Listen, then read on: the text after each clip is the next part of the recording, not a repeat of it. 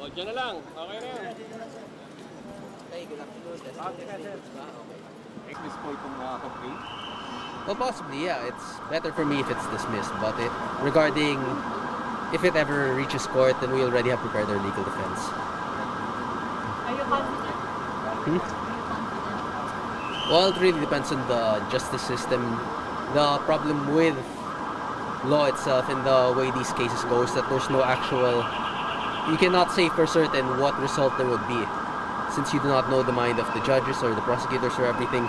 But at the same time, there are tangible and realistic patterns that we can base on, and mostly these types of cases are ultimately dismissed before they reach court. Kailan mag-end yung suspension mo, sir? By first week of February, pero alam ko may isang bagong ethics complaint. So siguro ang plano ko is to have that resolved by my legal team before I return to Congress. So baka bumalik na ako doon a bit later. And also, since sobrang magul pa doon, I won't be immediately returning since I'll have to... Panibagong ethics complaint? CIDG. Hindi, ethics complaint. I believe it was Chairman Puno. Pero hindi ko pa nakita kasi wala pang nasend sa akin na ethics complaint since I'm not active in Congress and Congress is suspended right now. It will still resume on January 26, so wala pang mga complaints na file.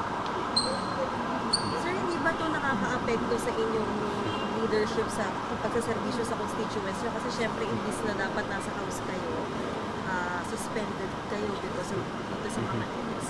Ano pong paliwanag niya sa constituents nyo na umaasa sa inyo? The ethics complaint, well, that's already a decision by Congress as a whole. So that is separate from my ability to serve the people within my district. Kasi functional pa rin yung district office ko and I still handle my tasks within the district itself. Yung sa ethics complaint naman, if I'm suspended in Congress, it's only my ability to attend the plenary and the committees, everything doon.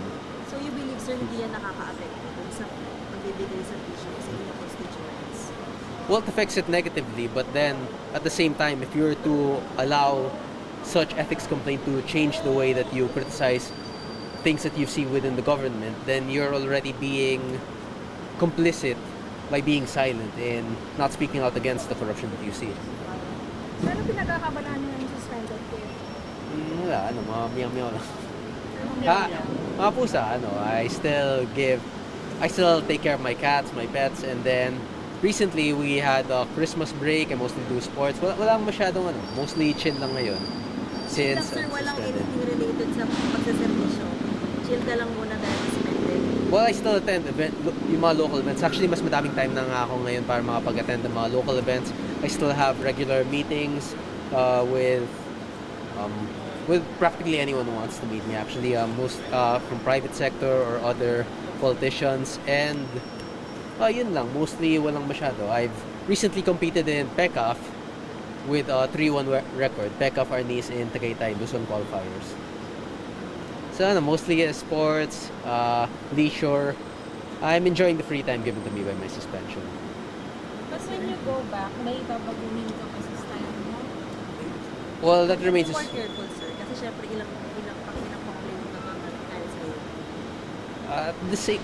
If you consider that you would be more careful, that means you're already succumbing to the changes that the ethics committee wants. But the problem is that there are also issues that are more important than what the ethics committee can do, or that are more important than preserving one's ability to stay within the plenary.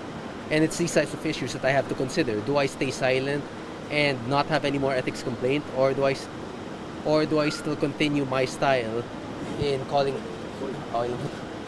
out the corruption that I see and have as many ethics complaints with the possibility of either suspension or expulsion?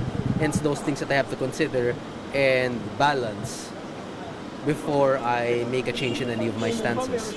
Because if I were to be completely silent now, then that will be the end of the ethics complaints. But at the same time, that'll also be another voice that's speaking out against the corruption that's being seen in Congress right now. And Congress right now is it's very chaotic, especially with the upcoming impeachment cases against Vice President Sara and President Marcos, where President Marcos, I believe, has received 3 now, and multiple congressmen are also planning on Vice President Sara Duterte.